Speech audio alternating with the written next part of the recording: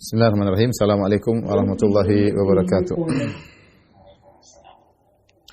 Alhamdulillahi ala ihsanih wa syukru lahu ala taufiqihi wa amtinanih. Wa asyhadu an la ilaha illallah wahdahu la syarika lahu ta'ziman li sya'ni wa asyhadu anna Muhammadan abduhu wa rasuluhu da'i ila ridwanih. Allahumma salli alaihi wa ala alihi wa ashabihi wa ikhwanih.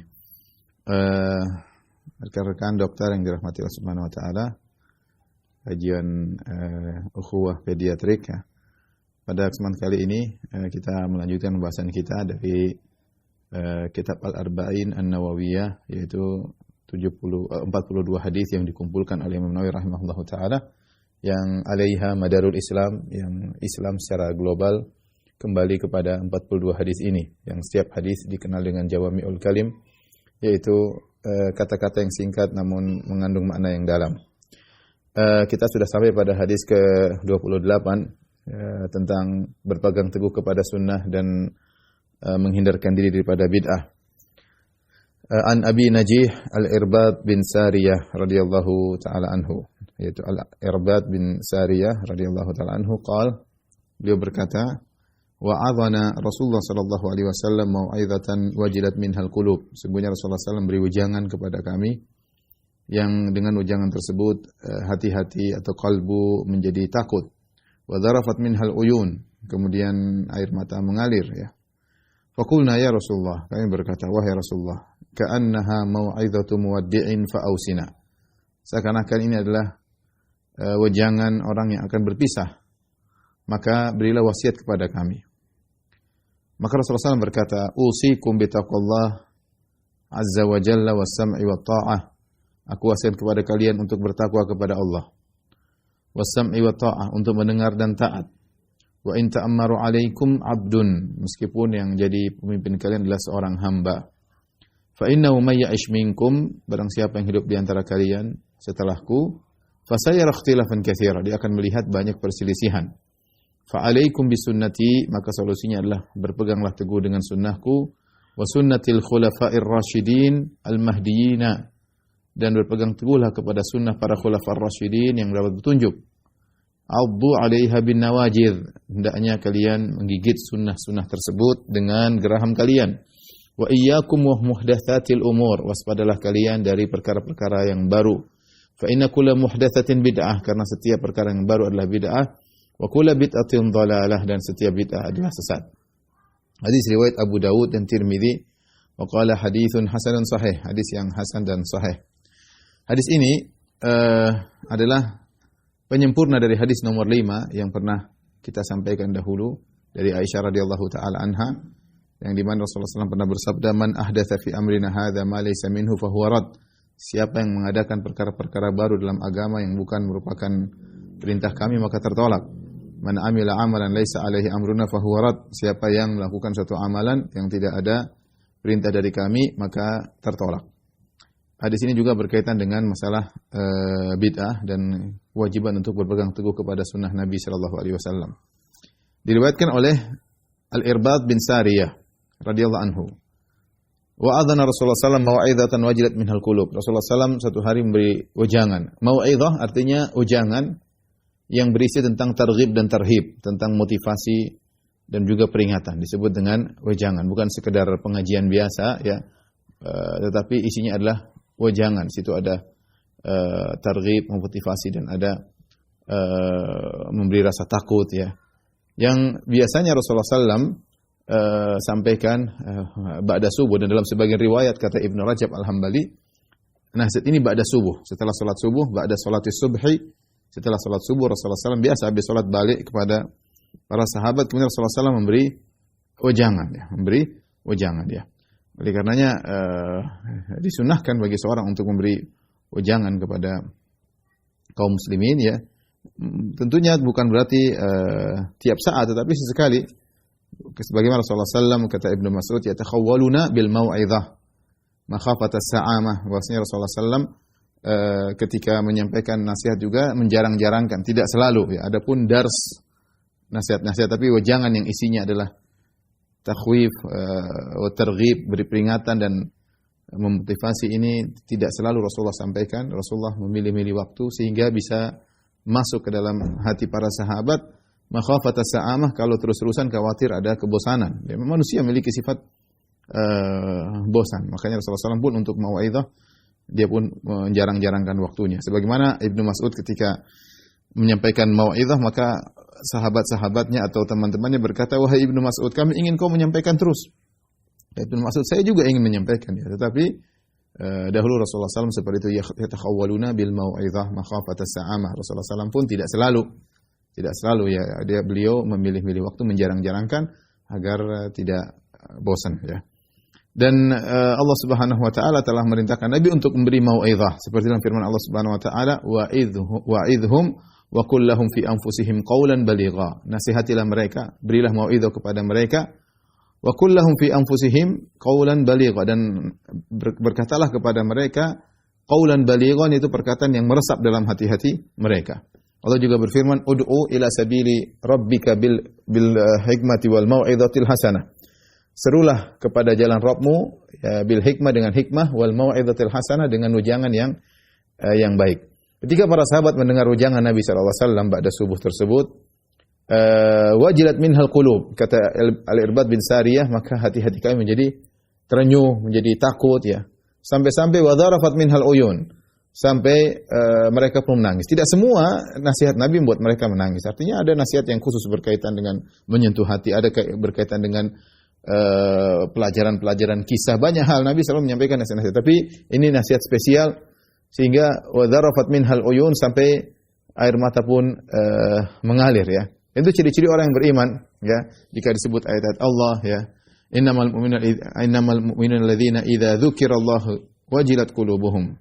Sungguhnya orang beriman itu kalau disebutkan ayat-ayat Allah, disebut Allah, maka hati mereka pun menjadi takut. Faqulna ya Rasulullah ya, ka'annaha mau'izatu muwaddi'in. Ya Rasulullah, seakan-akan wejangan yang kau berikan adalah wejangan orang yang hendak berpisah. Dalam sebagian riwayat disebutkan mau'izatan balighatan. Rasulullah memberikan wejangan yang merasuk ke dalam hati, yang mengena. Balighah maksudnya mengena. Dan nasihat ini tidak seperti biasanya. Para sahabat memahami seakan-akan ini nasihat perpisahan. Ibnu Rajab Al-Hambali mengatakan bisa jadi Rasulullah SAW dalam nasihat tersebut memberi isyarat bahwasanya beliau akan berpisah, akan meninggal dunia. Sebagaimana ketika Rasulullah SAW berhaji, Rasulullah SAW berkata, "Khudhu anni manasikakum la'alli la alqakum ba'da amikum hadha." Ambillah tata cara manasik haji dariku, bisa jadi aku tidak bertemu kalian setelah ini. Itu isyarat bahwasanya beliau akan meninggal dunia. Seperti ketika Rasulullah SAW juga mengumpulkan para sahabat di Ghadir Khum, Rasulullah juga menyampaikan bahwasanya yushiku, hampir-hampir datang kepadaku Rasulur Rabbikum, utusan Rabbmu yaitu malaikat maut, fa ujib, dan aku penuhi panggilan tersebut. Ada isyarat-isyarat. Demikian juga bisa jadi dalam mau'izah kali ini yang Rasulullah sampaikan pada subuh sallallahu alaihi wasallam, ada isyarat bahwasanya beliau akan meninggal dunia, sehingga dipahami oleh para sahabat, sehingga mereka mengatakan ka'annaha mau'izatu muwaddi'in. Ya Rasulullah, seakan-akan ini adalah nasihat orang yang hendak berpisah. Jika perkaranya demikian ya Rasulullah, fa'ausina, berilah wasiat kepada kami. Ya. Tentunya kita tahu namanya muwaddi', seorang akan berpisah, ya. Tentunya dia akan memberikan nasihat yang sangat berharga yang mungkin tidak akan disampaikan kedua kali. Yang sangat penting bagi orang yang memberi nasihat. Ya. Sebagaimana Rasulullah SAW mengatakan, "Sallu salata muwaddi'in," atau idza shalla ahadukum fasalli salata muwaddi'in. Atau kama qala Nabi sallallahu alaihi wasallam, jika salah seorang kalian sedang salat, maka salatlah seperti orang hendak meninggal dunia, akan berpisah, akan meninggalkan dunia ini. Bagaimana orang kalau salat kemudian dia ingin meninggalkan dunia, akan salat dengan sebaik-baiknya. Ini bisa jadi salat terakhir. Salat terakhir yang mungkin bisa menentukan dia masuk surga, sehingga dia salat dengan penuh khusyuk, dengan khidmat, dengan benar-benar perhatian ya. Karena Rasulullah mewasiatkan kita salat seperti salat orang hendak berpisah. Maka demikian juga nasihat ini ya dipahami oleh para sahabat seakan-akan orang hendak berpisah, maka mereka berkata, "Fa'ausina, berilah wasiat kepada kami," yaitu wasiat orang yang hendak berpisah meninggalkan kami. Maka apa wasiat tersebut? Kata Rasulullah SAW, "Usikum bitaqwallah." Hendaknya kalian bertakwa kepada yang paling pertama. Ini wasiat kepada al-awwalin wal akhirin. Wasiat kepada orang terdahulu sampai terakhir. Dan takwa, kalimat takwa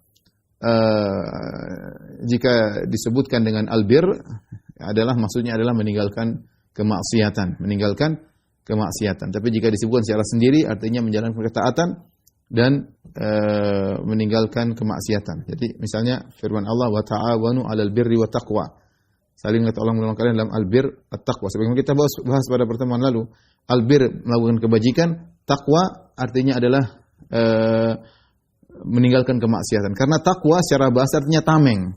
Secara bahasanya tameng, yaitu penutup yang menghalang antara engkau dengan neraka, itu namanya takwa. Itu namanya takwa. Misalnya fattaqun nar, bertakwalah, yaitu jagalah dirimu dari neraka jahanam. Ya, bertakwalah kepada Allah, itu jagalah dirimu dari azab Allah Subhanahu wa taala. Itu maksudnya bertakwa. Makanya seorang penyair ketika menyebutkan tentang takwa, dia berkata, "Khallid dzunuba saghiraha wa kabiraha dzaka tuqa, wasna' kamashin fawqa ardi syauqi yahdharu ma yara. La takhiranna saghiratan innal jibala minal hasa." Seorang bertakwa lakukan seperti ini. Ya, khallid dzunuba saghira wa kabirah. Namanya dzaka tuqa. Namanya takwa itu meninggalkan dosa-dosa. Yang besar maupun yang kecil semua ditinggalkan. Itu namanya ketakwaan. Bukan ketakwaan orang yang dosa-dosa besar saja ditinggalkan, yang kecil dia lewati, dia jalankan, ya. Yang besar-besar enggak. Takwa meninggalkan khallid dzunuba saghira wa kabiraha, tinggalkan dosa-dosa yang kecil maupun besar. Zakat tuqa, itulah takwa yang sungguhnya. Fasna' kamashin fawqa ardi syauqi yahdharu ma yara. Jadilah engkau seperti seorang berjalan di atas jalan yang penuh duri, dia waspada. Duri kecil, duri besar, dia waspada seluruhnya. Dalam kehidupan semua kita ada dosa. Kita tahu dosa, jangan lewat situ. Kita belok kiri, belok kanan, hati-hati, waspada. Selalu waspada. Ya. Kemudian jangan meremehkan dosa kecil. La tahqiranna saghiratan. Jangan meremehkan, sekali-sekali meremehkan dosa kecil. Innal jibala minal hasa. Sungguhnya gunung itu terus dari kerikil-kerikil. Ya. Dosa kecil kalau banyak bisa menjadi besar. Dosa kecil tapi kalau rutinitas tiap hari, sejam, 2 jam tiap hari, rutinitas jadi besar nanti. Ya, jadi besar. Oleh seorang yang bertakwa berusaha meninggalkan dosa kecil maupun dosa besar. Minta kepada Allah agar diberikan takwa. Allahumma inni as'alukal huda wat tuqa wal afafa wal ghina. Ya Allah, aku mohon kepada Engkau petunjuk dan takwa. Berat orang bertakwa, tapi apalagi di zaman sekarang ini, ya. Bertakwa, ya. Makanya Allah mengatakan walibasut taqwa dzalika khair. Pakaian ketakwaan itu baik bagi kalian. Lebih baik, ya.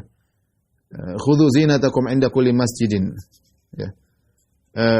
Ya bani Adam, ya, qad anzalna 'alaikum libasa yuwari sawatikum wa risha wa libasut taqwa dzalika khair. Wahai anak Adam, kata Allah Subhanahu wa taala, kami telah turunkan pakaian bagi kalian, ya, yang menutupi tubuh kalian dan juga yang lebih daripada itu. Kemudian kata Allah wa libasut taqwa, pakaian ketakwaan lebih baik, ya. Kalau pakaian di dunia menutup aib kita di dunia, pakaian ketakwaan menutup aib kita di akhirat.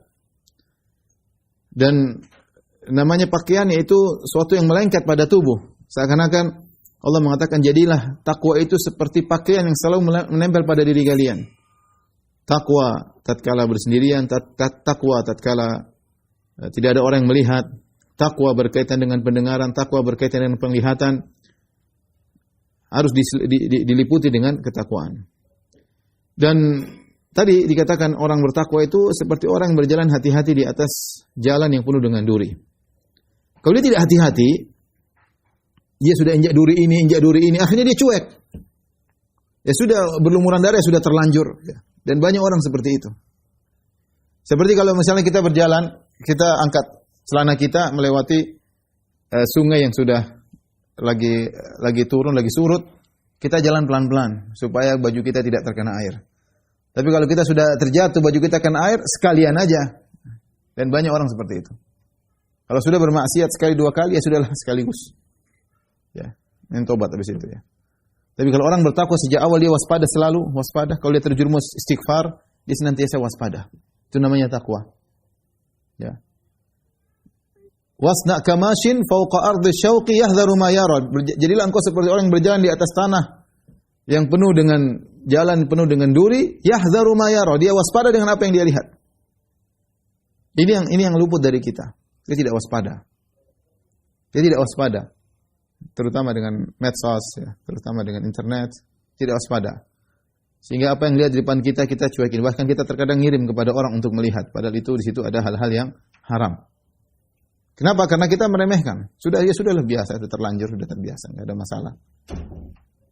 Maka ketakwaan kurang dalam hati kita ini. Kemudian kata Allah Subhanahu wa taala, kata Nabi sallallahu alaihi wasallam, "Was-sam'i wat ta'ah." Dan jangan lupa untuk dengar dan taat kepada penguasa. Wa in ta'ammaru 'alaikum 'abdun, meskipun yang menjadi pemimpin kalian adalah seorang hamba. Ini adalah akidah yang penting, akidah Ahlussunnah wal Jamaah, bahwasanya mendengar dan taat kepada penguasa yang sah, wa in kana fajiran, meskipun dia fajir, selama bukan pada kemaksiatan. Selama bukan kepada kemaksiatan. Allah berfirman, "Atiiullah wa atiir Rasul wa ulil amri minkum." Taatlah kepada Allah, taatlah kepada Rasulullah, dan kepada penguasa di antara kalian, ulil amri, yang memegang urusan kalian. Yaitu penguasa yang urusan kita diurus sama mereka, ekonomi kita diurus oleh mereka, ya. Keamanan diurus oleh mereka, ya. Termasuk haji diurus oleh mereka, ya. Maka itu disebut ulul amri, pemegang urusan, yang ngurusi urusan kalian. Maka di antara yang diajarkan dalam Islam, kita membentuk suatu kemaslahatan. Kemaslahatan tersebut terjadi jika ada kepatuhan kepada penguasa, selama penguasa tersebut tidak menyuruh kepada kemaksiatan. Adapun kalau penguasa tersebut menyuruh kepada kemaksiatan, maka tidak ada taat kepada mereka dalam kemaksiatan tersebut. Nabi SAW bersabda, "La ta'ata li makhluqin fi ma'siyatil khaliq." Tidak ada ketaatan bagi makhluk dalam rangka bermaksiat kepada Allah Subhanahu wa taala. Adapun kalau penguasa menyuruh kepada perintah-perintah yang situ ada maslahat, yang bukan maksiat, maka wajib kita untuk taat. Allah Subhanahu wa taala berfirman, "Atiiullaha wa atiir Rasul." Taatlah kepada Allah, taatlah kepada Rasulullah. Wa ulil amri minkum, dan juga taat kepada penguasa. Kalau justru ayat ini menunjukkan kita taat kepada penguasa pada perkara-perkara yang tidak ada nas tegas. Kalau ada nas tegas ya sudah cukup. Penguasa enggak nyuruh pun kita jalan. Ya, misalnya salat, puasa, penguasa enggak suruh pun kita wajib salat 5 waktu, kita wajib puasa. Kalau penguasa menyuruh berarti mereka semakin memperkuat ayat-ayat dan hadis-hadis Nabi. Tetapi justru kita diuji ketika penguasa menyuruh perintah-perintah yang situ maslahat. Kita lihat maslahat, ijtihad mereka salah. Kemudian ada maslahat dan itu baik, kita tahu, jadi kita taat. Aturan-aturan yang baik, ya kita taat. Adapun kalau maksiat tidak ada ketaatan. Kalau kita maksiat, kita taat kepada maksiat terus, berarti kita bermaksiat kepada Allah Subhanahu wa taala, dan itu dilarang. La ta'ata li makhluqin fi ma'siyatil khaliq. Tidak ada ketaatan kepada makhluk dalam rangka bermaksiat kepada Allah Subhanahu wa taala. Karena pemerintahan tidak akan berjalan kecuali dengan kepatuhan. Kalau tidak ada kepatuhan, akan terus kerusakan yang terjadi. Kerusakan yang terjadi, ya. Jadi ini berat, ya. Wasam wa ta'ah, mendengar dan taat. Apalagi Nabi ucapkan hal ini kepada orang-orang Arab. Ya, orang-orang Arab. Orang-orang Arab dahulu sebelum datang Islam. Mereka adalah orang-orang yang suka tidak mau diatur, sehingga banyak suku-suku, perang-perangan melulu. Sampai sekarang orang Arab tuh pinginnya dia menguasai dirinya sendiri, tidak mau diatur oleh orang. Tidak mau diatur oleh orang. Sehingga hadis-hadis, kalau kita baca hadis-hadis yang nyuruh untuk taat dan mendengar kepada penguasa sangat banyak. Di balik itu ada maslahat yang besar. Bayangkan kalau semua orang tidak ada yang taat, ya. Tidak membedakan mana perintah yang baik, mana perintah yang buruk, semua dipukul rata, enggak usah taat sama sekali. Apa jadi negara seperti itu? Hancur. Ya, hancur. Kerusakan yang terjadi. Kita bukan taat babi buta, enggak. Kalau maksiat jangan taat, tidak boleh. Kalau yang baik kita taat, kita maslahat ya sudah. Makanya sebenarnya mengatakan ini berat, makanya setelah Nabi ketika memberi wasiat, Nabi mengatakan demikian. Bertakwa kepada Allah, nomor 2, was-sam'a wa ta'ah, dengar dan taat. Apalagi kata Nabi, wa in ta'ammaru 'alaikum 'abdun habasyi, dalam sebagian riwayat. Meskipun yang jadi pemimpin adalah seorang budak yang berkulit hitam. Kalau ternyata Allah mentakdirkan dia sebagai penguasa dan dia mengatur urusan kalian, dengar dan taat karena demi kemaslahatan. Kapan seorang menyuruhkan pemberontakan, maka terjadi kemudaratan, ya. Jadi kemudaratan. Islam adalah agama yang logis, ya. Yang logis kalau kita ingin negara kita berjalan, ya harus ada kepatuhan kepada peraturan-peraturan yang memang itu ada maslahatnya, ya. Lain halnya saya ulangi, kalau maksiat maka tidak boleh taat, ya, karena kalau kita taat berarti kita maksiat kepada Allah Subhanahu wa taala. Bahkan para ulama membahas tentang namanya al-amir al-mutaghallib, ya. Bagaimana jika pemerintah tersebut diraih dengan kudeta, misalnya, ya, terjadi ada pemerintah Islam yang sah. Kemudian tiba-tiba datang seorang, kemudian memberontak dari rakyat, kemudian berontak, dia menguasai, dia bunuh penguasa yang ada, kemudian dia berkuasa. Apakah kita wajib taat? Jawabannya iya. Karena syariat memandang kepada maslahat. Kalau ternyata kita tidak taat, kita berontak lagi terus, pertumpahan darah akan terus berlanjut dan syariat tidak ingin demikian.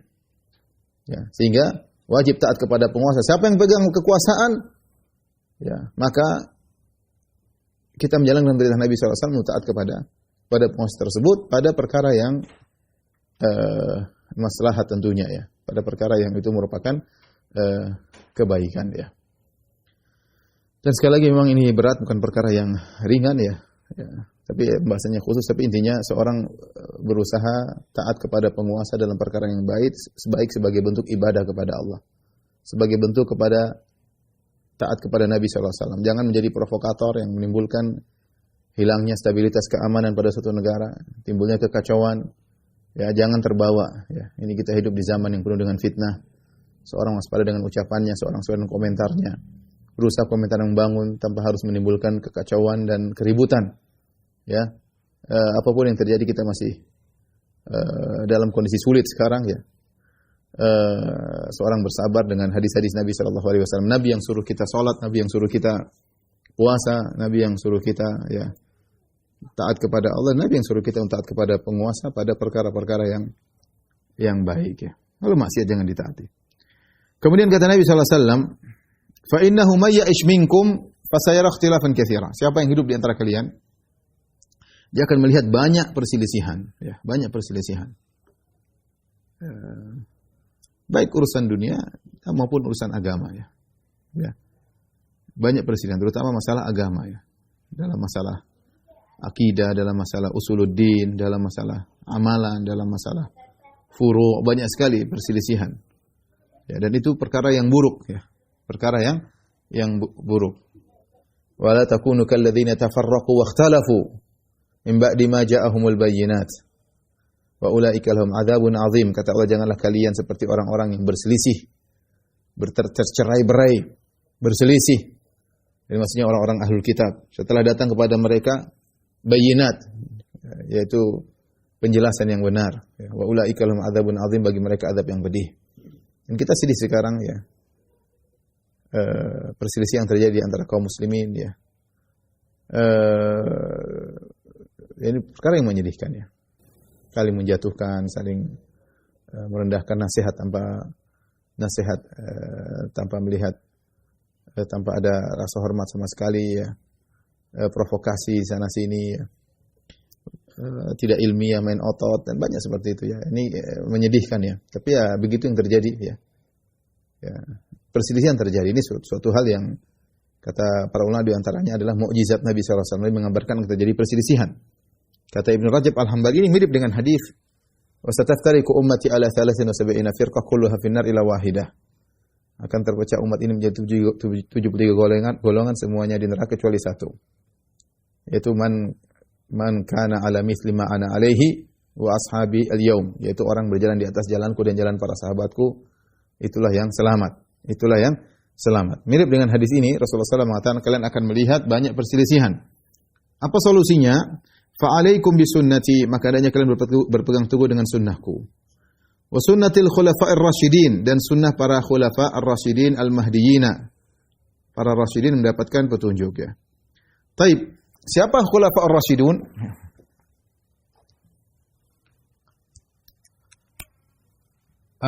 Al-khulafa' Ar-Rasyidun, yaitu khalifah-khalifah yang mendapat petunjuk, Rasyid. Ada tingkatan ya, ada namanya Ar-Rasyid,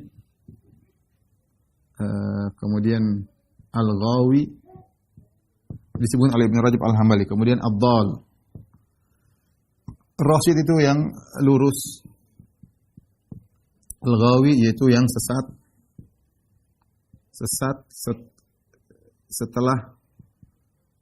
dengan meninggalkan kebenaran yang dia ketahui. Itu bedanya al-ghawi dengan dhal. Kalau al-ghawi itu sesat dengan meninggalkan kebenaran yang dia tahu. Kebenaran yang telah dia diketahui. Kalau dhal yaitu sesat karena tidak tahu.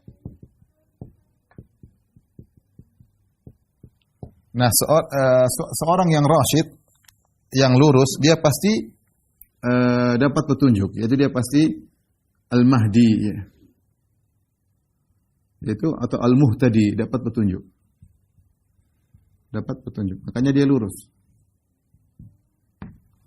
Nah, Nabi di sini mensifati al-khulafa ar-rasyidin, ya. Ar-rasyidin al-mahdiyin min ba'di, yaitu khulafa yang rasyid, yang baik, yang rasyid, para khulafa, para khalifah yang rasyid, yaitu yang lurus, yang dapat petunjuk, yang dapat petunjuk. Dan sifat al-mahdiyin adalah sifat yang lazim, namanya lurus pasti dapat petunjuk. Oleh karenanya disebut al-mahdi, namanya sifatun lazimah. Sifat lazimah, ya. Bahwasanya orang dapat lurus pasti dapat petunjuk. Nah, siapakah mereka ini? Siapakah mereka? Para ulama sepakat mereka adalah 4 khalifah. 4 khalifah, yaitu Abu Bakar, kemudian Umar, kemudian Utsman, kemudian Ali, ya. Kemudian ditutup dengan sedikit dari Al-Hasan. Karena Rasulullah SAW bersabda, khilafatun nubuwah 30 sana. Kata Nabi SAW, khilafatun nubuwah 30 sana. Thumma yu'tillahu al-mulka liman yasha'.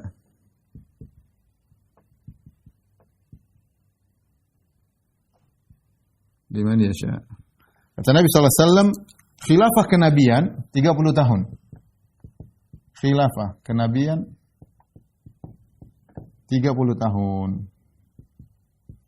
Setelah itu adalah kerajaan, setelah itu summa takunu mulkan dalam sebuah riwayat. Setelah itu kerajaan yang Allah berikan kepada yang Allah kehendaki.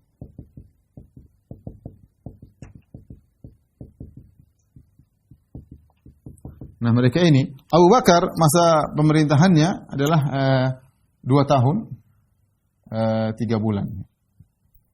Umar 20 tahun 6 bulan. 20 setengah tahun, 6 bulan. Utsman 12 tahun. Ali 4 tahun 9 bulan. Hasan 6 bulan. 6 bulan. Kalau kita hitung ya, 2 tahun tambah 20 tahun tambah 12 tambah 4 ya, ini intinya totalnya tambah bulan-bulannya ini sama dengan 30 tahun. Sama dengan 30 tahun. Inilah yang diakhiri dengan Al-Hasan yang cuma 6 bulan kemudian dia lengser, dia menyerahkan kekuasaan kepada Muawiyah yang Nabi pernah memujinya dengan berkata, "Inna ibni hadza sayyid sayuslihu bihi Allahu baina fi'ataini 'azimaitaini minal muslimin." Sungguhnya anakku ini, cucuku ini adalah pemimpin dan Allah akan dengan sebab dia mendamaikan 2 kumpulan besar dari kaum muslimin yang saling bertikai, yaitu kubu Muawiyah dengan kubu Ali bin Abi Thalib. Setelah Ali meninggal dunia, Hasan sempat menjadi penguasa dan dia mampu melawan Muawiyah, tapi dia mengalah. Dia cuma 6 bulan diserahkan kepada Muawiyah. Jadi inilah terlebih lagi khususnya adalah Abu Bakar dan Umar. Ya. Ini Abu Bakar dan Umar datang nas-nas khusus, kata Rasulullah SAW, iktadu billadaini min ba'di, Abi Bakar wa Umar. Ikutilah 2 orang setelahku, Abu Bakar dan Umar. Nah, apa yang datang dari mereka, maka kita berusaha untuk memegang sunnah mereka ya. Sebagian ulama mengatakan ya, ini secara khusus, namun secara umum kita berusaha mengikuti para sahabat karena dalil-dalil yang lain menunjukkan para sahabat. Namun di antara para sahabat ada orang-orang spesial, Abu Bakar, Umar, Utsman, Ali dan juga Al-Hasan. Mereka adalah orang spesial karena mereka dipuji oleh Nabi dengan khilafatun nubuwah. Khilafah kenabian artinya mereka menjalankan kekhilafahan sesuai dengan petunjuk Nabi sallallahu alaihi wasallam. Setelah itu kerajaan. Sehingga mereka memiliki keistimewaan. Ya. Kata Nabi sallallahu alaihi wasallam, "Alaikum bisunnati wa sunnatil khulafair rasyidin." Sunnahku dan sunnah para sahabatku. Addu 'alaiha bin nawajid. Gigitlah dengan geraham kalian ya. Kemudian hati-hatilah dengan perkara-perkara yang baru, wa iyyakum muhdatsatil umur. Jadi Rasulullah kabarkan ya, kalau kita bilang ada problem. Problemnya apa? Problemnya adalah perselisihan.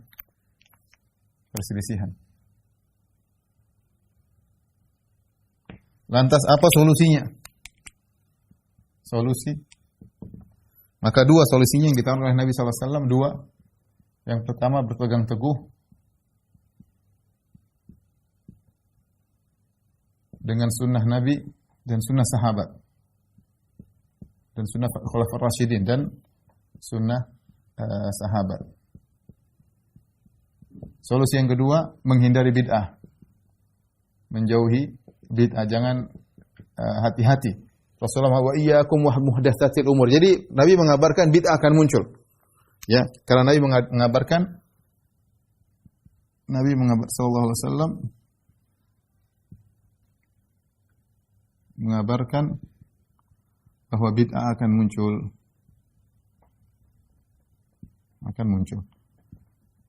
Maka caranya bagaimana agar kita selamat? Hindari bid'ah-bid'ah tersebut. Hindari bid'ah-bid'ah tersebut. Dan bid'ah sangat banyak ya.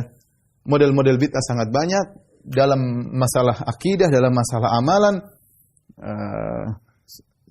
yang bukan berdasarkan dari agama. Hindari. Inilah solusi kalau Anda ingin selamat dari perselisihan, berpegang teguh dengan sunnah Nabi sallallahu alaihi wasallam, meninggalkan, menjauhi bid'ah. Bid'ah tersebut ya. Di antaranya misalnya dalam usuluddin, dalam akidah. Kemudian misalnya dalam amalan ya, amal ibadah. Ya, ini di antara bid'ah-bid'ah yang dan masih banyak, tapi di antara yang paling nampak adalah dalam akidah dan amal ibadah.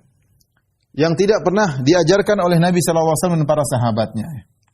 Seperti Ibnu Rajab Al-Hambali menyebutkan dalam syarah Arba'in Nawawi, dia menyebutkan contohnya menolak sifat-sifat Allah karena dianggap berlawanan dengan akal, misalnya. Contoh, ya. Contohnya misalnya dalam akidah mendahulukan, ini sama, mendahulukan akal daripada dalil. Beliau juga menyebutkan di antaranya mengambil dalil dengan mimpi, mengambil dalil dengan perasaan. Perasaan ini muncul orang-orang sufi ya, dengan perasaan, dengan azwaq, menurut dia baik atau tidak dengan perasaan. Misalnya dengan al-kashf, dengan kashf katanya, kasyaf, ada Allah bukakan tirai sehingga langsung dia tahu tentang kebenaran, apalagi misalnya dengan mimpi ya, banyak hal. Kalau bicara tentang bid'ah tidak ada ujungnya, sangat banyak ya. Sangat banyak ya. Amal ibadah ya, misalnya ibadah-ibadah yang tidak ada contohnya ya. Ibadah-ibadah tanpa contoh banyak sekali ya. Bahkan di antara mereka ya melakukan ritual-ritual yang tidak ada contohnya. Ini contoh. Nah, kita berusaha kalau ingin selamat, jalan keluar adalah berpegang teguh dengan sunnah Nabi, sunnah para sahabat, seluruh bid'ah kita tinggalkan. Ada contohnya enggak? Kalau enggak ada contoh dari Nabi, ada contoh dari para sahabat enggak? Ada contoh dari para sahabat enggak ada? Mohon maaf, saya tidak mau ya. Kenapa? Saya ingin selamat.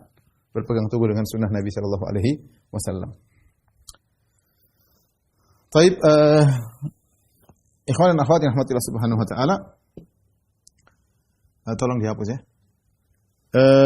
Hadis ini seperti sudah saya sampaikan tadi ya, berkaitan dengan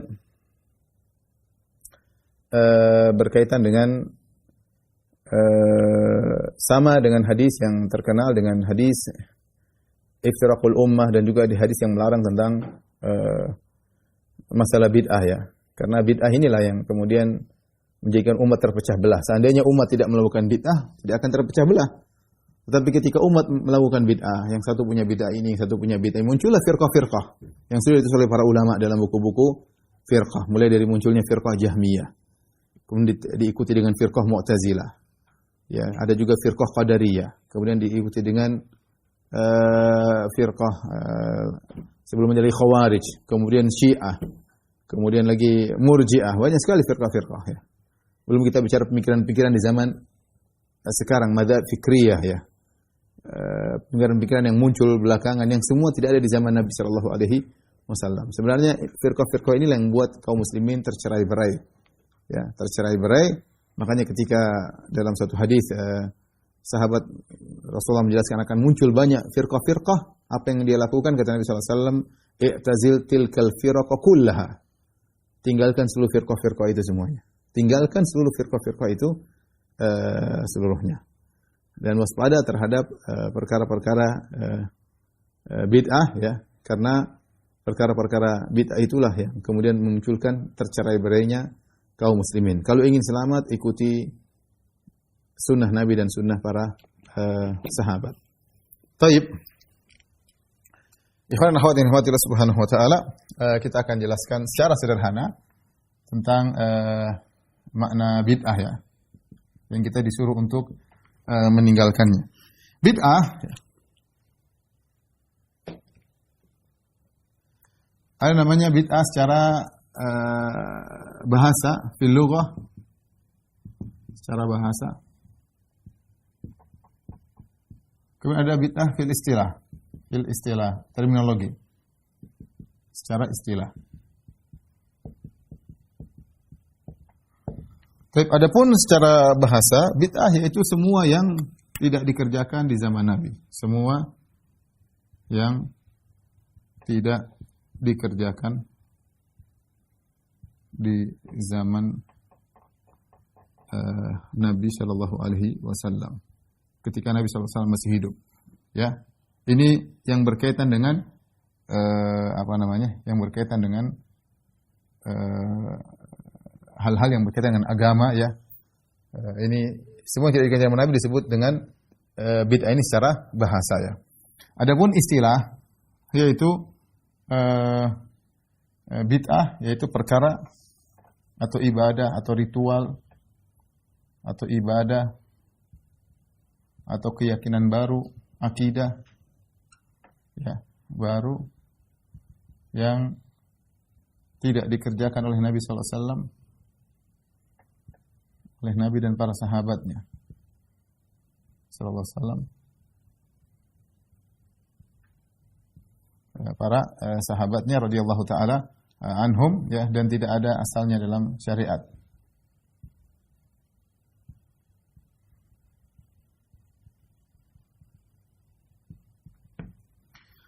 Oleh karenanya ketika sebagian orang memandang pada bid'ah secara bahasa ya, maka bid'ah secara bahasa ini ada yang baik, ada yang tidak baik ya. Sehingga ada bid'ah yang mamduha atau mahmudah, bid'ah yang baik. Ada bid'ah mazmumah, dan ini kita dapati dalam riwayat Imam Syafi'i, dia membagi bid'ah mazmumah, bid'ah yang tidak baik.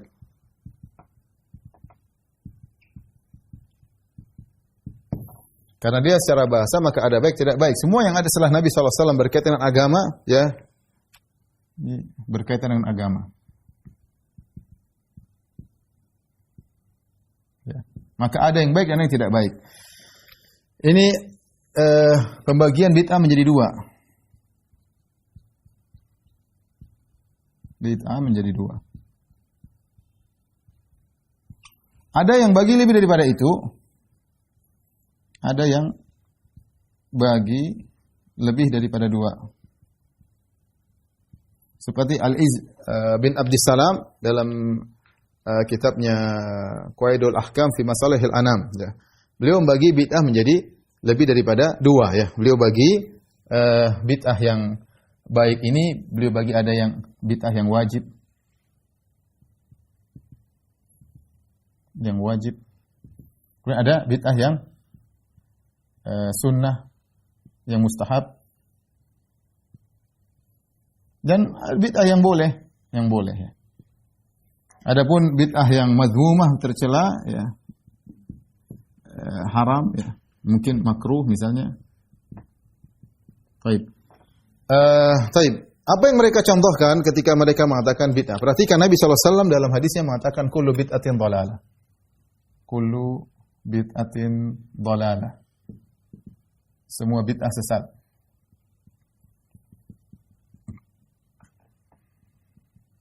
Semua bid'ah sesat, tidak ada yang baik. Namun sebagian ulama ternyata membagi ada bid'ah yang baik, ada yang tidak baik. Kenapa mereka terpaksa membagi ini? Karena mereka mengatakan bid'ah secara bahasa, ya. Semua agama yang perkara baru di zaman Nabi tidak ada, kemudian dikerjakan setelah Rasulullah SAW meninggal, maka mereka bingung ternyata ada yang baik tidak baik ya. Sehingga terpaksalah dibagi menjadi bid'ah yang baik dan bid'ah tidak baik. Tapi kita lihat contohnya apa sih? Bid'ah yang baik. Ternyata kalau kita lihat contoh yang disampaikan oleh Al-Iz bin Abdissalam misalnya ya, adalah contoh-contohnya seperti contohnya ya. Bid'ah yang wajib misalnya ilmu nahwu misalnya. Di zaman Nabi orang tidak ada belajar ilmu nahwu. Ilmu nahwu misalnya. Kemudian ilmu jarh wa ta'dil. Jarh wa ta'dil.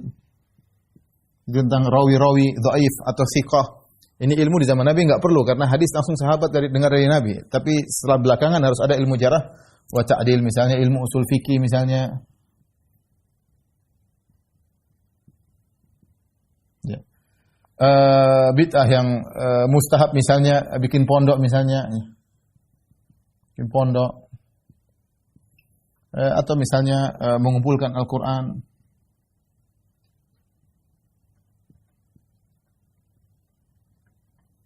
Dan mereka sebutkan contoh seperti ini ya. Mereka tidak menyebutkan suatu ritual-ritual ibadah, tapi yang mereka contohkan adalah seperti ini. Adapun yang haram mereka sebutkan seperti yang haram seperti akidah Jahmiyah, akidah yang haram ya. Akidah yang menyimpang.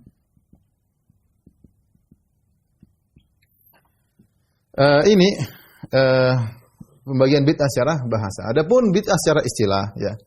Bid'ah secara istilah maka ini semuanya adalah sesat. Semuanya sesat.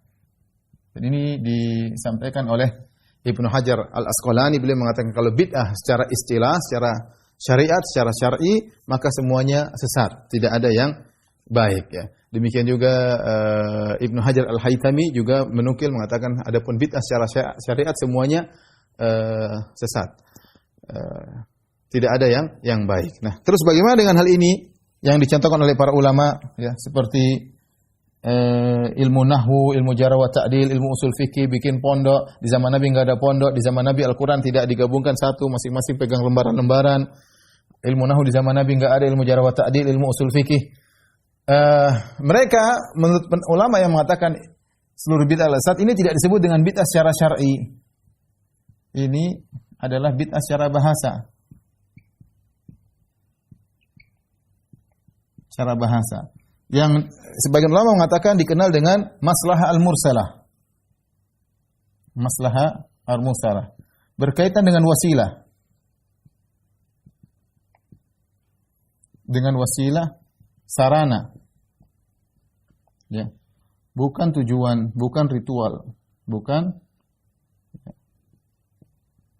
ritual ya. Atau apa namanya? Tujuan ya. Jadi ini seperti Al-Quran. Tujuannya apa sih? Tujuannya baca Al-Quran. Sarananya untuk bisa baca Al-Quran dengan mengumpulkan Al-Quran. Dilakukan sejak zaman Abu Bakar. Dilanjutkan zaman Umar. Sampai zaman Utsman baru Al-Quran lengkap dikumpulkan dan yang lainnya dihilangkan supaya kaum muslimin fokus pada satu mushaf. Bikin pondok. Kenapa bikin pondok di zaman Nabi tidak ada pondok? Ya untuk mudah belajar agama misalnya. Ilmu nahwu, kenapa butuh ilmu nahwu? Agar kita bisa belajar agama. Karena setelah para sahabat meninggal dunia, kemudian banyak orang-orang yang jahil tidak mengerti tentang agama, maka perlu diajarkan bahasa Arab, tentang ilmu nahwu saraf, supaya orang ngerti tidak salah dalam berkata dalam bahasa Arab ya. Sehingga kita pun bisa belajar ilmu nahwu dan saraf. Ini adalah sarana untuk memahami agama. Ilmu jarh wa ta'dil, tujuannya apa? Untuk menjelaskan tentang karakter para rawi, dia thiqah terpercaya atau dhaif atau pendusta atau suka lupa atau berubah kondisinya di akhir kehidupannya. Ini semua untuk menjaga keautentikan hadis-hadis Nabi sehingga bisa dibedakan mana hadis dhaif dan mana hadis sahih, mana hadis palsu ya. Ilmu usul fikih adalah untuk bisa mempelajari fikih dengan ini semua di zaman Nabi tidak diajarkan secara khusus, namun ini semua adalah sarana, dia bukan ritual tersendiri. Dia bukan ritual tersendiri. Yang ini dimasukkan oleh para ulama dengan maslahat mursalah. Seperti zaman sekarang mikrofon. Mikrofon bukan ibadah, dia sarana untuk beribadah. Mikrofon dia bukan ibadah. Zoom bukan ibadah, dia sarana untuk beribadah. Sarana untuk ngaji misalnya. Ya. Kalau secara bahasa iya dia bid'ah, di zaman Nabi enggak ada. Kenapa dikatakan bid'ah? Karena dia berkaitan dengan agama. Pondok berkaitan dengan agama. Mengumpul Al-Quran berkaitan dengan agama. Ini semua berkaitan dengan agama, tetapi dia hanyalah sarana. Sehingga orang mengatakan dengan bid'ah hasanah. Nah, kalau maksudnya bid'ah hasanah ini, maka kita setuju, enggak ada masalah. Cuma kita lebih senang tidak mengatakan bid'ah hasanah karena Nabi mengatakan kullu bid'atin dhalalah. Semua bid'ah adalah sesat. Nah, sebagian ulama ketika menyebutkan bid'ah hasanah, mereka contohkan kebanyakannya seperti ini. Dan ini tidak jadi masalah karena bukan ini yang diharamkan. Ini justru ini mendukung kebaikan. Lain halnya kalau berkaitan dengan ritual, ya, berkaitan ritual atau bukan lagi sarana, maka itu adalah bid'ah, semuanya sesat, tidak ada yang baik, ya. Contoh, ya. Contoh misalnya bid'ah sudah kita sebutkan, ya. Misalnya tadi menolak sifat-sifat Allah. Ya. Katanya apa? Tidak masuk dengan akalnya. Akal siapa ya? Akal mereka ya. Contoh, menolak sifat-sifat Allah Subhanahu wa taala. Ini bid'ah yang sesat. Misalnya Khawarij ya, misalnya pemikiran Khawarij suka mengkafirkan kaum muslimin ya. Dengan mudah mengkafirkan Syiah misalnya. Ini contoh. Pemikiran-pemikiran Syiah adalah semua adalah bid'ah ya. Ritual-ritual misalnya Sufiyah ya. Misalnya zikir sambil joget-joget ya. Sambil joget-joget ya. Ini bukan lagi sarana, bahkan dia langsung ritual langsung. Ritual langsung. Misalnya zikir sambil goyang-goyang kepala ya. Sambil goyang-goyang kepala. Kemudian ada yang namanya dengan majelis sama, majelis sama. Ini juga diingatkan oleh para ulama, di zaman Nabi tidak ada majelis sama, itu mendengar qasidah-qasidah, bahkan terkadang disertai dengan musik-musik seperti orang Nasara beribadah dengan alat musik. Itu bukan sarana lagi, itu adalah suatu ritual yang mereka kerjakan, mereka yakin adalah ibadah. Kita bilang Nabi tidak melakukannya. Kalau ini baik tentu Nabi akan melakukannya, atau para sahabat akan melakukannya ya. Para sahabat akan melakukannya. Kalau sahabat dan Nabi tidak melakukannya, maka itulah bid'ah yang tercela ya. Bid'ah yang tercela. Maka dari sini ikhwan dan akhwat yang rahmatillah subhanahu wa taala, harap dibedakan antara sarana dengan tujuan. Kalau sarana silakan terbebas, bebas mau pakai mikrofon, mau pakai tulisan, mau bikin ceramah, bikin audio, mau bikin apa terserah ya. Pakai spidol, pakai papan tulis. Di zaman Nabi itu tidak ada spidol, tidak ada papan tulis ya. Tidak ada mikrofon seperti ini, enggak ada ya. Ini bukan bid'ah yang sedang kita bicarakan. Ini namanya bid'ah hasanah dari sisi dia bukan itu yang tercela, bid'ah secara bahasa. Bid'ah secara bahasa. Yang kita ingatkan tidak boleh diikutlah bid'ah secara syar'i, secara istilah, maka tidak boleh seorang melakukan ritual-ritual keyakinan yang tidak diyakini oleh Nabi sallallahu alaihi wasallam ya. Yang tidak diyakini oleh Nabi sallallahu alaihi wasallam. Saya contohkan sekarang. Satu. Contoh misalnya akidah yang tidak diyakini oleh Nabi dan para sahabatnya. Sederhana saja. Yang mengatakan Allah tidak di atas, tidak di bawah, di luar alam, tidak di luar alam, tidak dalam alam. Tidak di luar alam, tidak dalam alam. Kita bilang, kalau kita lihat para sahabat, dalil-dalil seluruh mengatakan Allah di atas. Nabi berdoa mengatakan ke atas. Nabi Isra Mi'raj ke atas ya. Dalam Al-Quran banyak. Allah di atas. Amin tu man fis sama. Ar-Rahman al-Arsy istawa, banyak sekali. Ya. Para sahabat juga mengatakan demikian ya. Min fawqi sab'i samawat ya. Perkataan Aisyah radhiyallahu taala anha dan banyak sahabat ya. Menyatakan Allah di atas. Dalilnya terlalu banyak sampai Ibnu Qayyim mengatakan 2000 dalil. Tapi muncul belakangan orang mengatakan Allah di mana-mana. Jahmiyah. Allah di mana-mana. Dibantah oleh Imam Ahmad dalam kitabnya Rad al-Jahmiyah wa Zanadiqah. Mudah pertama. Yang mengatakan Allah di mana-mana, Nabi pernah mengatakan demikian atau tidak? Para sahabat pernah mengatakan, satu saja sahabat pernah mengatakan demikian. Tidak ada yang mengatakan demikian. Muncul orang Mu'tazilah yang mengatakan bahwasanya Allah tidak di atas, kemudian tidak di bawah, tidak di dalam alam, tidak di luar alam. Kita bilang dalilnya mana? Enggak ada dalilnya, akal logika, murni logika. Tapi ini ayat terlalu banyak sampai 1000 dalil, mau diapain? Ditolak, ditakwil. Ditakwil. Tapi yang ditakwil terlalu banyak loh, 1000 dalil. Ini contoh akidah yang tidak diyakini oleh Nabi dan para sahabat. Kita enggak boleh berakidah dengan akidah tersebut. Makanya Imam Ahmad mengatakan kalau Anda ingin tahu kesalahan Jahmiyah, masalah Allah di mana, tanyakan kepada dia.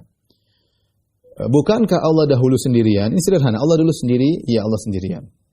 Baik. Setelah itu Allah menciptakan makhluk. Ketika Allah menciptakan makhluk, ada 3 kemungkinan. Tidak ada kemungkinan keempat. Ini Imam Ahmad sebutkan dalam kitabnya Rad al-Jahmiyah wa Zanadiqah. Bagaimana cara membantah mereka? Allah dulu sendiri. Sepakat kita. Belum ada makhluk. Setelah Allah ciptakan makhluk cuma 3 kemungkinan. Kemungkinan pertama, Allah kan ketika sendirian Allah berzat. Ada zatnya, iya. Gak mungkin kita bilang Allah tanpa zat. Allah berzat. Ada, nyata dan ada zatnya. Setelah Allah menciptakan zat makhluk, ada 3 kemungkinan. Kemungkinan pertama, zat makhluk tersebut Allah ciptakan dalam dirinya. Kemungkinan kedua, zat makhluk tersebut Allah ciptakan di luar zat Allah, kemudian Allah pindahkan makhluk ke dalam zat Allah. Kemungkinan yang ketiga, Allah Subhanahu wa taala ciptakan makhluk di luar dan Allah biarkan begitu saja di luar. Cuma 3 kemungkinan, enggak ada kemungkinan yang keempat. Ini contoh, saya contohkan satu bid'ahnya menganggap Allah tidak ada di bawah. Dulu Allah sendirian ya. Ada cuma 3 kemungkinan. Kemungkinan pertama, Allah ciptakan makhluk dalam dirinya. Dalam dirinya. Yang kedua, Allah ciptakan 3 kemungkinan. Ya, Allah ciptakan makhluk di luar zatnya, di luar zat Allah. Lalu Allah masukkan dalam zatnya, masukkan dalam dirinya, dalam zat Allah. Kemudian yang ketiga, Allah ciptakan di luar, lalu dibiarkan di luar, lalu dibiarkan di luar zatnya, di luar zatnya. Baik. Cuma 3 kemungkinan ini. Kemungkinan pertama nggak mungkin. Salah. Kalau Allah ciptakan makhluk dalam dirinya, berarti makhluk dalam diri Allah. Dan ini kesyirikan. Bagaimana menganggap makhluk sama dengan Allah Subhanahu wa taala. Kemudian yang kedua, Allah ciptakan makhluk di luar zat Allah. Allah ciptakan luar, Allah masukkan dalam diri. Ini juga tidak mungkin karena kembalinya kepada yang pertama. Allah bersatu dengan makhluknya, sementara makhluk penuh kekurangan, makhluk kotoran dan macam-macam. Bagaimana Allah kemudian masukkan makhluk dalam dirinya? Tinggal kemungkinan ketiga, ini yang benar. Bahwasanya Allah Subhanahu wa taala ciptakan makhluk alam semesta di luar Allah dan Allah biarkan di luar. Nah, konsekuensi dari Allah di luar alam itu Allah di atas. Makanya kenapa kita ke arah ke atas? Karena Allah di luar alam. Penghujung alam kemana? Di atas. Kita sekarang di tengah alam. Semakin mau keluar dari alam ke arah atas, maka Allah di atas. Nah, kita tanya sama mereka yang mengatakan Allah tidak di atas, tidak di bawah. Baik, kita sama mereka, gampang. Allah ada zatnya enggak? Ada zatnya. Makhluk punya zat atau tidak? Punya zat. Sama-sama punya zat. Tanyakan, zat Allah itu di luar alam atau dalam alam? Andainya mereka menjawab, tidak di dalam alam, tidak di luar alam. Itu namanya Allah tidak ada. Cuma 2 kemungkinan. Allah, sekarang kita tanya, Allah di luar alam atau dalam alam? Atau Allah zatnya bersatu dengan alam? 3 kemungkinan saja. Allah di luar alam, atau Allah zatnya bersama dengan zat alam, ya, atau Allah ya di dalam alam. Kita Ahlus Sunnah mengatakan Allah di luar alam. Allah di atas arsy, arsy makhluk tertinggi. Dan itu penghujung alam. Allah di luar alam. Selesai, berarti di mana? Di atas. Nah, mereka bingung karena mereka bilang kita enggak boleh bilang Allah di arah. Loh, dalil terlalu banyak. Nabi sampai nunjuk ya Allah begini. Nabi sampai kalian akan lihat Allah seperti melihat ke rembulan ya. Disuruh lihat ke atas. Kalian akan melihat Allah pada hari kiamat di akhirat kelak. Ini semua hadis yang begitu banyak terus mau diapain? Logika mereka enggak masuk. Kata mereka kalau Allah di arah berarti Allah begini, berarti begini. Yang ngomong begitu siapa? Logika dia sendiri. Dan logika itu mengantarkan mereka berkata sesuatu yang tidak masuk akal. Mereka mengatakan Allah tidak di dalam alam, tidak di luar alam. Nah, kita bilang Allah berzat atau tidak? Kecuali kalau kamu bilang Allah tidak punya zat, ya terserah. Allah tidak ada berarti. Makanya ada seorang penguasa yang pernah berdebat dengan salah seorang Asy'ari, maka dia berkata, ya, a'damu, mereka mengatakan Allah tidak ada. Kalau Allah tidak di luar alam, tidak dalam alam, berarti Allah tidak ada. Zat Allah tidak di luar alam, zat Allah tidak di dalam alam, berarti Allah tidak ada. Tidak ada. Ya, terus mau bela-belain. Sampai ada yang mengatakan, coba bedakan antara Tuhanmu yang kau bilang tidak di luar alam, tidak dalam alam, dengan sesuatu yang tidak ada. Apa bedanya? Ya, secara logika tidak ada kemungkinan, cuma kemungkinan di luar alam, dalam alam. Kecuali kamu bilang Allah tidak berzat. Ini contoh sederhana, maksud saya, akidah yang diperjuangkan oleh sebagian orang, yang menurut dia kalau bilang Allah di atas tidak masuk akal, justru mengantarkan kepada ketidakmasukakalan dan kemustahilan. Bagaimana kamu menggabungkan dua hal yang kontradiksi? Tidak di luar alam, tidak dalam alam. Tidak mungkin. Karena cuma kemungkinan dalam alam atau luar alam. Ketika kamu menggabungkan dua-duanya, timur dan barat sekaligus, ini tidak masuk akal. Ada dan tidak ada, ini namanya menggabungkan dua kontradiksi, ini perkara yang mustahil. Kecuali kamu mengatakan Allah tidak berzat. Padahal kita sudah sepakat dulu Allah punya zat dan dia sendirian, kemudian ciptakan alam. Ciptakan alam di mana? Di luar zat atau dalam zat, selesai. Tapi ini contoh sederhana, ikhwan dan akhwat, untuk pembahasan masih panjang, waktu sudah selesai. Wallahu a'lam bishawab, demikian saja. Kata Nabi, alaikum bisunnati wa sunnatil khulafa'ir rasyidin, berpegang teguh dengan sunnahku dan sunnah para sahabatku, addu 'alaiha bin nawajid, gigitlah dengan geraham kalian. Wabillahi taufiq wal hidayah. Assalamualaikum warahmatullahi wabarakatuh.